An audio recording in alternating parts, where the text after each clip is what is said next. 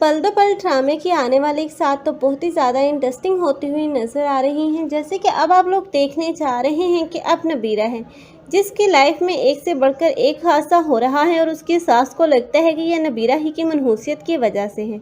लेकिन अब नबीरा जो चाहकर भी अपने सास के दिल में ये खदशात दूर नहीं कर पा रही, क्योंकि अब उसकी सास तो उसे बहुत ही ज़्यादा ज़हनी टॉर्चर दे रही है।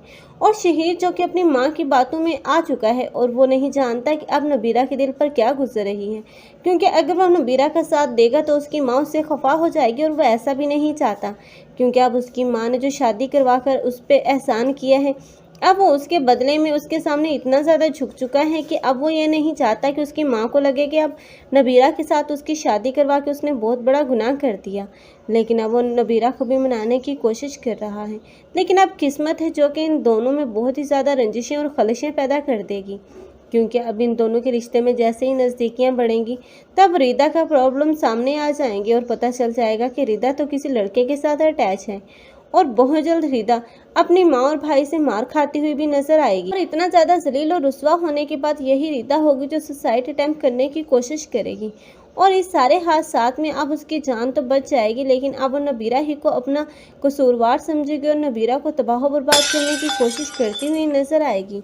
और इस काम में वो अपनी माँ का भरपूर साथ देगी, क्योंकि अब उसकी माँ भी नहीं चाहती कि नबीरा और शहीर एक साथ खुश रहें, क्योंकि अब कहीं ना कहीं उसे भी अपनी बेटी की बर्बादी के पीछे इसी नबीरा ही की गलती मालूम हो रही है।